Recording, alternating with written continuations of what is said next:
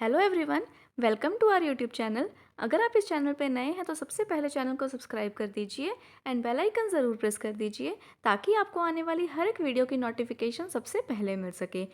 जैसा कि आप सब जानते हैं, हमारी चल रही है ऑर्गेनाइजेशनल बिहेवियर की सीरीज़। ऑर्गेनाइजेशनल बिहेवियर आपका सेक्शन नंबर 3 है। कौन से यूनिट का? यूनिट नंबर 6 है ना, जो आपका एनटीए नेट का business management and human resource management, उसी का ही हम सेक्शन नंबर 3 कर रहे हैं। ऑलरेडी मैंने आपको अप्रोचेस स्टार्ट करवा रखी हैं, राइट। और उस अप्रोचेस के अंदर मैंने आपको ऑलरेडी 2 अप्रोचेस करवा दी हैं, क्लासिकल और न्यू क्लासिकल। जिसने भी अभी तक नहीं देखी है, लिंक आपको डिस्क्रिप्शन बॉक्स में मिल जाएगा, आप वहाँ से जाके देख सकते हैं। तो फाइनली आज लास्ट वाली बात जो है वो बची है, दैट इज़ मॉडर्न अप्रोचेस। अभी मॉडर्न अप्रोच हम स्टार्ट करेंगे जल्दी से। छोटी सी है, ज़्यादा बड़ी नहीं है, तो जल्दी जल्दी हो जाएगी। मॉडर्न अप्रोच सबसे पहले तो आई कब थी? ये आई थी 1950 के अराउंड। ये दोनों ही अप्रोचेस का ना इम्प्रूव्ड वर्जन था। जो हमने पहले किया ना, क्लासिकल और नियो क्लासिकल, दोनों का ही ये क्या है, इम्प्रूव्ड वर्जन है। उसी को ही इम्प्रूवमेंट उसके अंदर की गई है। मॉडर्न अप्रोच के अंदर बेसिकली 2 अप्रोचेज आती हैं। पहली है सिस्टम और दूसरी है कंटिजेंसी अप्रोच, ठीक है। सबसे पहले हम करेंगे सिस्टम अप्रोच। सिस्टम अप्रोच जो है वो दी किसने थी? वो दी थी Chester I burnt and Herbert A Simon और उनके कलीग्स हैं। इन्होंने ये अप्रोच डेवलप की थी। लगभग 1960 के अराउंड ये अप्रोच आई थी। वैसे जो मॉडर्न अप्रोचेज है ना, ये 1950 के अराउंड डेवलप होनी स्टार्ट हो गई थी। इसके अंदर जो सिस्टम अप्रोच है ये 60 के अंदर आई थी, और जो अगली वाली है कंटिजेंसी, वो 70 के अंदर आई थी, ठीक है। अभी चलते हैं आगे। सिस्टम अप्रोच होता क्या है? सिंपल सा इसमें कुछ भी नहीं है। जैसे एक सिस्टम है, पूरा अपनी बॉडी है ना। लाइक अपना सिर दर्द हो रहा है तो आप कैसे बैठ जाते हैं सब कुछ छोड़ छाड़ के, तो अपने से कुछ काम नहीं होता है उस टाइम पे। अगर अपना सा हल्का सा हाथ भी दर्द हो रहा है ना, तो भी आप कुछ नहीं कर पाते हैं, कोई काम नहीं कर पाते हैं ढंग से, सारी अपनी बॉडी लॉस ही हो जाती है ना। तो वही चीज़ इसमें होता है कि एक ऑर्गेनाइजेशन जो होती है ना, पूरा का पूरा क्या है, सिस्टम है। और उस सिस्टम के अंदर जो डिपार्टमेंट्स हैं, छोटे छोटे ग्रुप्स हैं, वो क्या है, सब सिस्टम है। तो जो पूरा ग्रुप हो गया उसको हम क्या बोलेंगे, सिस्टम बोलेंगे। और जो उसमें छोटे छोटे स्मॉल यूनिट्स होते हैं, यानी कि डिपार्टमेंट्स होते हैं, उसको हम बोलते हैं सब सिस्टम। ये अप्रोच बस इतनी सी बात बोलती है कि जो भी जैसे भी काम करो, बट हर डिपार्टमेंट को ना साथ लेके काम करो। यानी कि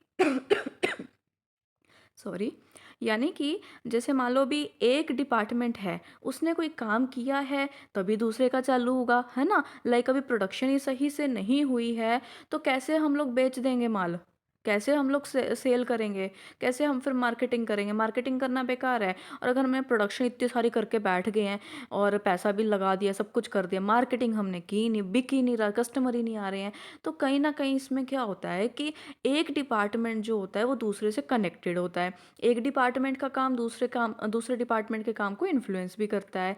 तो इसमें हम ये चीज़ बोलते हैं कि जो भी आप काम कर रहे हो, जैसे भी कर रहे हो ऑर्गेनाइजेशन में, हर डिपार्टमेंट को कोऑपरेट करके काम करना चाहिए एक दूसरे को, और एफिशिएंटली काम करना चाहिए। इससे क्या होता है कि पूरा का पूरा सिस्टम सही चलता है। अगर सब सिस्टम सही चलेंगे तो पूरा सिस्टम सही चलेगा। लाइक इसमें एक और एग्जांपल भी दिया हुआ है, स्कूटर है। स्कूटर के अंदर जैसे इंजन, शाफ्ट, गियर, व्हील, सब कुछ ही होता है ना।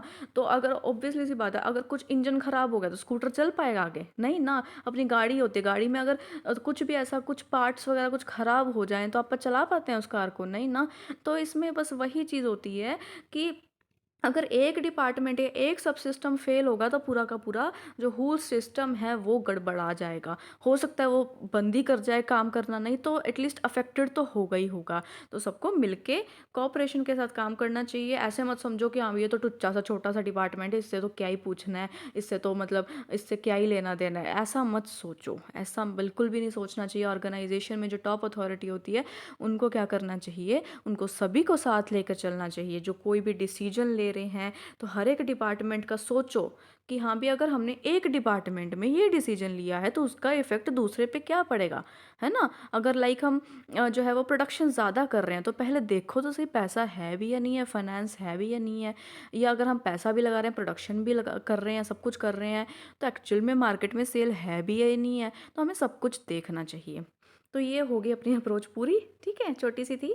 सिस्टम अप्रोच किसने दी थी? Chester I burnt and Herbert A Simon और उनके कलीग्स ने इनको डेवलप किया था। 60 में अप्रोच आई थी। वैसे मॉडर्न अप्रोचेस 50 के अराउंड डेवलप होनी स्टार्ट हो गई थी। अभी उसके बाद आती है लास्ट अप्रोच इसके अंदर, और ये चैप्टर हमारा, ये टॉपिक हमारा कंप्लीट हो जाएगा। बहुत इंपॉर्टेंट टॉपिक है ये अप्रोचेज़ वाला। इसमें से डेफिनेटली क्वेश्चंस बनते हैं नेट के एग्ज़ाम में, नो डाउट बनते हैं इसके अंदर से, इसीलिए मैंने करवाया। हालांकि ये सिलेबस में मेंशन नहीं है आपके डायरेक्टली, स्टिल मैंने करवाया बिकॉज क्वेश्चन आए हुए हैं तो करवाना ज़रूरी था। अभी जो नेक्स्ट अप्रोच है इसके अंदर और लास्ट अप्रोच हमारी आती है वो 70 के अराउंड हुई थी। इसका नाम ही सिचुएशनल अप्रोच है, कंटिजेंसी भी बोलते हैं इसको और साथ ही साथ सिचुएशनल भी बोलते हैं। अब इसमें क्या होता है, जब नाम ही है तो नाम से ही आप पता लगा सकते हो इसमें होता क्या होगा, है ना। तो इसमें सिंपल सी बात है, इतनी सी हम चीज़ देखते हैं कि हम सिचुएशन को भी कंसीडर करके चलते हैं। अगर हम ये बोलें कि हाँ भी ठीक है, अभी सारे डिपार्टमेंट मिलजुल के काम करें, सब कुछ एक ऑर्गेनाइजेशन को एकजुट होकर काम करना चाहिए, as a group as a team काम करना चाहिए, सिस्टम पूरा ताकि अच्छा चले, तो सब सिस्टम को साथ लेकर के चलो। पर क्या जो अप्रोच है उसने सिचुएशंस को कंसीडर किया? जो अपन ये पीछे वाली अप्रोच पढ़ी है, इसने सिचुएशन या इन्वायरमेंट का तो कोई जिक्र ही नहीं किया। तो बस वही वीकनेस जो है ना, जो पिछली वाली में थी वो वीकनेस, उसी को ही रिमूव किया है इस कंटिजेंसी अप्रोच ने। ये अप्रोच ये बोलती है कि आप कोई भी डिसीजन ले रहे हो या कोई भी आप कोई भी आप प्रिंसिपल अप्लाई कर रहे हो, इसमें फॉर एग्जांपल दिया हुआ लीडरशिप का।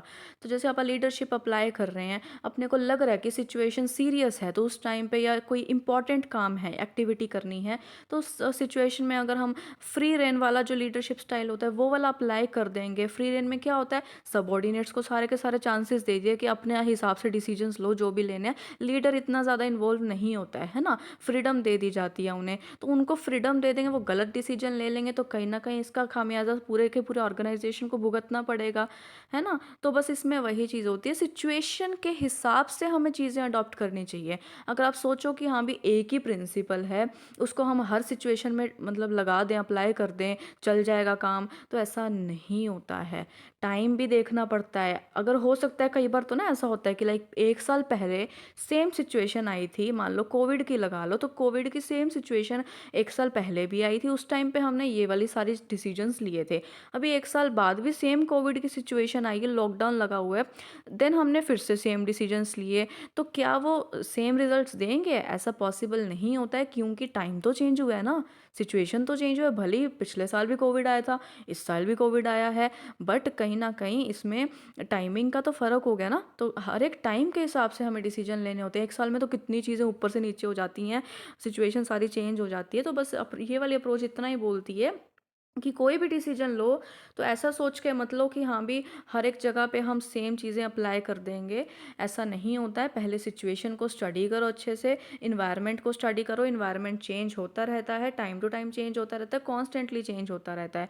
तो जैसे जैसे इन्वायरमेंट चेंज हो रहा है या जैसे जैसे अपने सामने सिचुएशन है, उसको पहले एनालाइज करो, देन उसके हिसाब से अपने को कौन सा सही लगता है एक्टिविटी करना, डिसीजन लेना या प्रिंसिपल अप्लाई करना, वही चीज़ वहाँ पे अप्लाई करो। बस ये अप्रोच यही बोलती है। इस अप्रोच ने मेनली रिलेशनशिप को जो है वो इस्टेब्लिश किया है, किसके बीच में, इन्वायरमेंट और ऑर्गेनाइजेशन के बीच में। ठीक है, तो ये अपना पूरा हो गया है कंटिजेंसी और सिचुएशनल अप्रोच भी।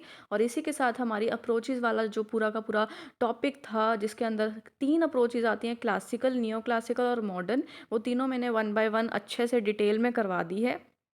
आई थिंक 4 to 5 लेक्चर्स इसके अंदर गए हैं, सारे आप देख सकते हैं, आपको लिंक डिस्क्रिप्शन बॉक्स में मिल जाएगा। आज के लिए बस इतना ही। नेक्स्ट वीडियो में नेक्स्ट टॉपिक करवाऊंगी। और अगर वीडियो अच्छी लगी हो तो प्लीज़ लाइक ज़रूर कीजिएगा, कमेंट कीजिएगा एंड ज़्यादा से ज़्यादा शेयर कीजिएगा। Thank you so much.